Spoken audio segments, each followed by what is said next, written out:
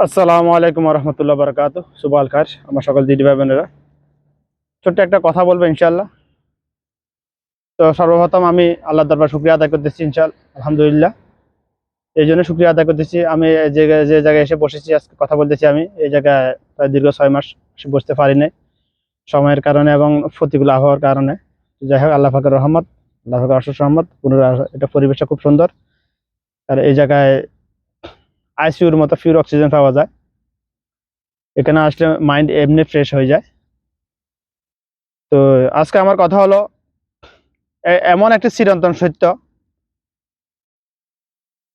মানুষের জীবনে যা কিছু ঘটে,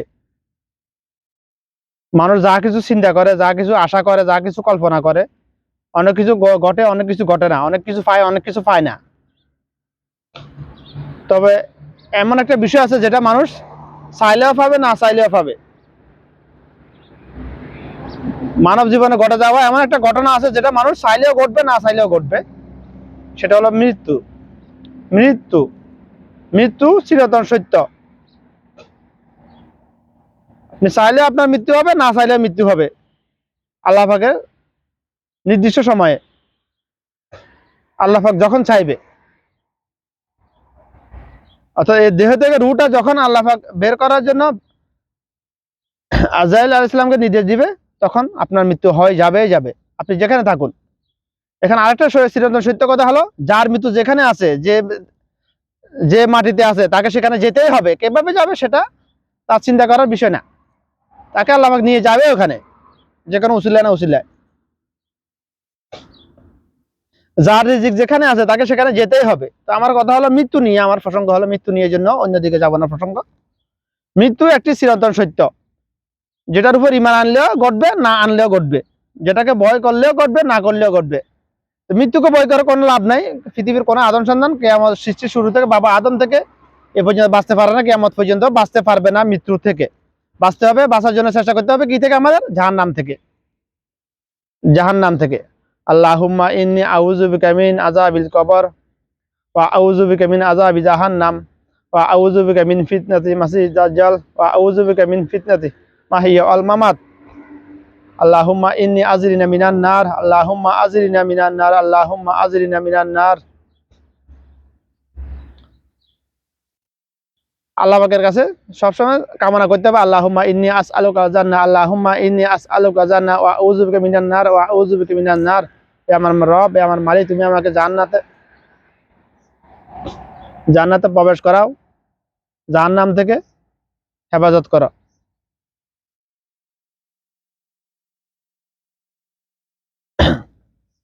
আমরা তো এগুলা, আমরা জাহেলিয়াত আমরা চাই না। আমাদের দেশে একটা মানে 99% মানুষ বিদাতে লিপ্ত। যেদিকে বাংলাদেশের মানুষের যেদিকে তাকাই, ওদিকে শুধু বিদাত। বাংলাদেশের মানুষের মুখের কথায় কথায় শিরিক আর বিদাত।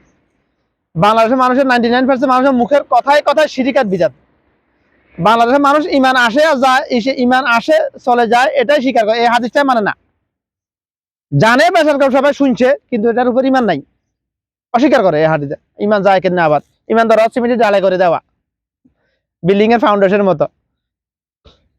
ভূমিকম্প হইলে বিল্ডিং এ না ভাঙে যাবে, বেশ তো আর ভাঙে না, বেশ মাটির নিচে থাকে। এটা মনে করে আমাদের দেশের মানুষ, যে আমার মা মুসলমান, বাপ মুসলমান, দাদা মুসলমান, আমি তো মুসলমান না। কে কে মুসলমান? আর মুসলমান জন্মসূত হয় না, হওয়া যায় না। মানুষ জন্মসূত হওয়া যায় না। মুসলমান বানানো লাগে, মানুষ বানানো লাগে। যে মুসলমান সে মানুষ, যে অমুসলমান সে অমানুষ। যার মধ্যে মনুষ্যত্ববোধ আছে সেই মানুষ, যার মধ্যে মনুষ্যত্ববোধ নাই সেই অমানুষ। যার মধ্যে ইনসানিয়ত আছে সেই ইনসান, আশরাফুল মাখলুকাত। যার মধ্যে ইনসানিয়ত নাই সেই গায়ের ইনসান, জঙ্গলের হিংস্র জানোয়ার চাইতেও নিকৃষ্ট সে।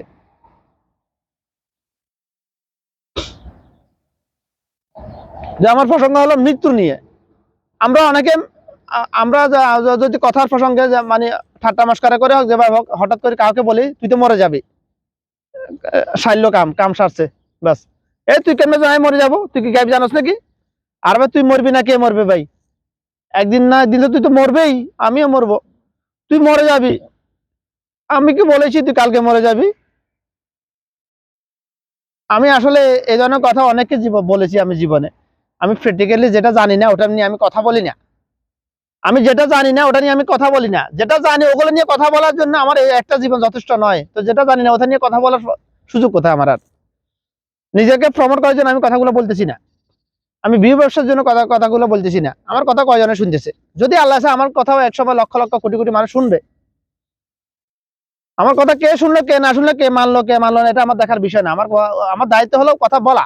আল্লাহ যখন আমাকে যতটুকু কথা বলার এলেম দেয়, হিকমত দান করে, ততটুকু কথা বলা আমার দায়িত্ব, বিনিময় একমাত্র আল্লাহর কাছে পাওয়ার জন্য। আমি যা কিছু বলি, যা কিছু করি, একমাত্র বিনিময় নিব আল্লাহর কাছ থেকে। পৃথিবীর কে কি করলো, কি দিল, কি করলো আমার পিছনে, এটা আমার দেখার বিষয় না। হ্যাঁ, যেহেতু আমি একজন মানুষ, ফিতরতের কারণে অনেক সময় মনে কষ্ট আসতে পারে, কেউ যদি আমার সাথে জুলুম করে, যাই হোক, ওটা প্রসঙ্গ না। আজকে আমার প্রসঙ্গ ছিল মৃত্যু। মৃত্যু তো ঘটবেই ঘটবে। আপনি জাহান্নামেও যাইতে পারেন, জান্নাতেও যাইতে পারেন, নির্দিষ্ট করে কেউ বলতে পারবে না। কিন্তু আপনি যে মারা যাবেন এটা 100% মিয়া এটা কনফার্ম, এটা 100% শিওর, নিশ্চিত। আপনাকে মরতেই হবে। কুল্লু নাফসুন যায়কাতুল মাউত।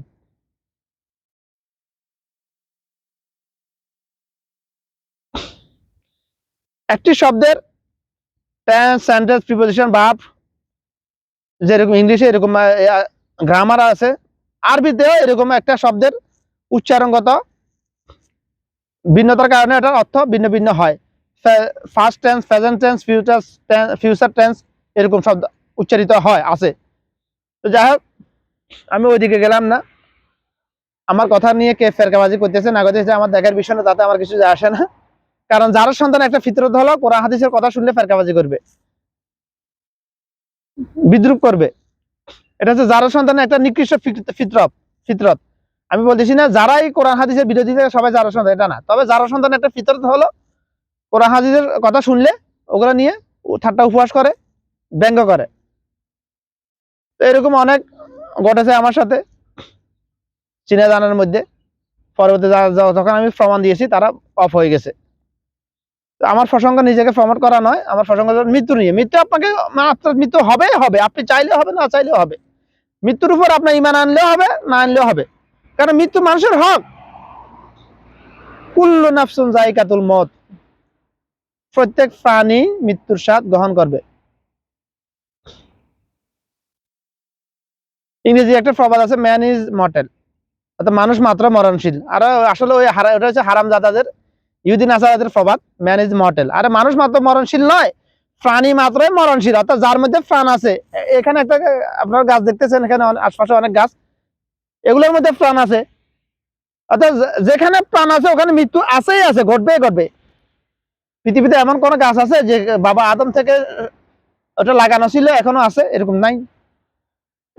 যার মধ্যে প্রাণ আছে, সেটা গাছ হোক, উদ্ভিদ হোক, অন্য কোনো প্রাণী হোক, তার মৃত্যু ঘটবেই। প্রাণ থাকলে মৃত্যু ঘটবেই। আমি যে ঘাসের উপর বসে আছি, এই ঘাসগুলো একসময় কোনো না মারা যায়। অনেক ঘাস এখানে জলে পরে মারা গেছে, এরকম হয়ে গেছে, আছে সামনে।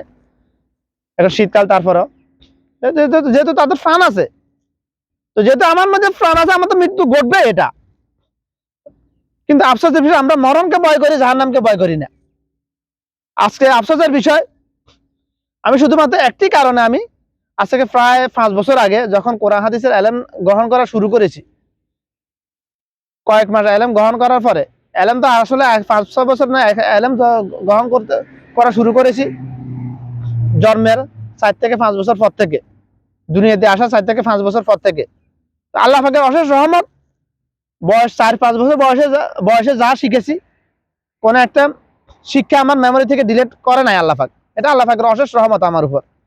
এই জন্য আমি যখন আমি নিজেকে নিয়ে অ্যানালাইসিস করি যে আমি তো অন্য মানুষের মতো নয়, আমি ছোটবেলা থেকে যা শিখেছি সবই আমার মনে আছে, তাহলে তখন আমার তো মানুষের সামনে কিছু, আমাকে আল্লাহ যে এলেম গুলো দিয়েছে, যতটুকু এলেম গ্রহণ করার তৌফিক দিয়েছে, এগুলো মানুষের সামনে উপস্থাপন করা আমার জন্য জরুরি না বলতেছি না, আমি করলে আমার জন্য উত্তম হবে, আল্লাহর কাছে বিনিময় পাবো ইনশাআল্লাহ আমি।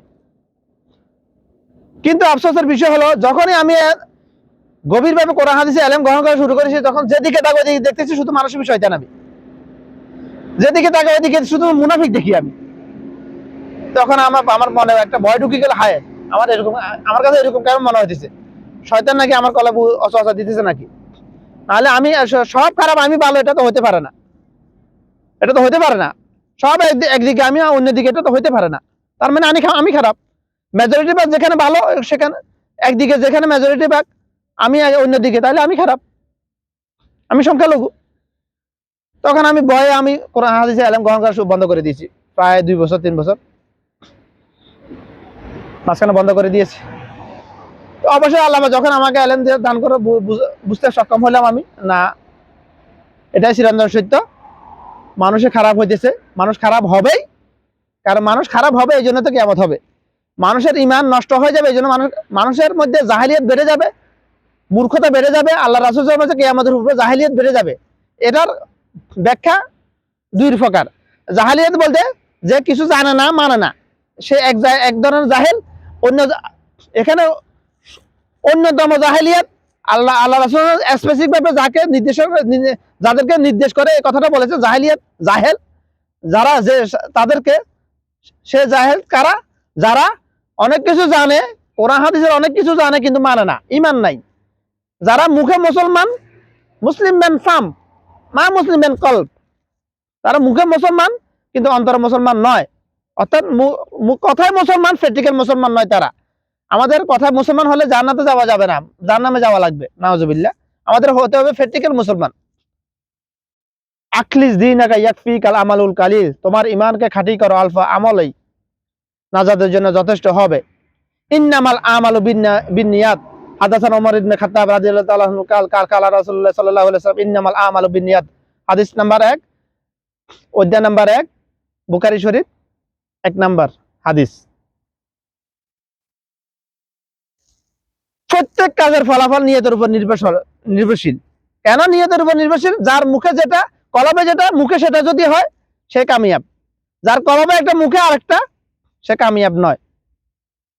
সেটা দুনিয়াবি ব্যাপারে হোক, আখিরাতের ব্যাপারে হোক না কেন, কথাগুলো দীর্ঘ হয়ে যায়। কথা বলতে গেলে সংক্ষেপে কথা বলা আমার পক্ষে সম্ভব হয় না কোনো অবস্থাতেই, কারণ আমি দুনিয়া নিয়ে কথা বলি না, আখিরাত নিয়ে কথা বলি। এই জন্য দুনিয়া জীবন সংক্ষিপ্ত। যারা টিকটক বানায়, দুনিয়া নাচ গান করে, তারা 20 সেকেন্ড, আধা মিনিট, 1 মিনিটে রিল বানাতে পারে, কথা বলতে পারে। কারণ তারা দুনিয়া জীবন সংক্ষিপ্ত। যেহেতু আমি আখিরাত নিয়ে কথা বলি, আখিরাতের জীবন শুরু আছে, শেষ নাই। এই জন্য আমার কথা শুরু করলে শেষ হয় না, হতে চায় না, চলতে থাকে। তো প্রসঙ্গগত কারণে কথা সংক্ষিপ্ত করা লাগে, 5-10 মিনিট 20 মিনিট কথা বলে, কারণ আমার দুনিয়ার কাজ আছে, ব্যবসা বাণিজ্য আছে, এই জন্য কথা বলা, লম্বা সময় কথা বলতে পারি না। তাছাড়া লম্বা সময় কথা বললে আমার মানুষের ধৈর্য নয়, কথা শুনবে না, স্কিপ করে ফেলে। তারপরে যখন গুরুত্বপূর্ণ কথা বলা শুরু করি, তখন একটার পর একটা আসতে থাকে। আমার কি করার ভাই? আল্লাহ আমাকে যতটুকু কথা বলা এলেম দান করে, হিকমত দান করে, ততটুকু আমি বলতে পারি, করতে পারি। এর বেশি কিছু করার ক্ষমতা আমার নাই। আমি যে এতক্ষণ যে কথাগুলো বলতেছি, এগুলোকে আমি মুখস্থ করে বলতেছি, বই কিতাব পড়ে মুখস্থ করেছি?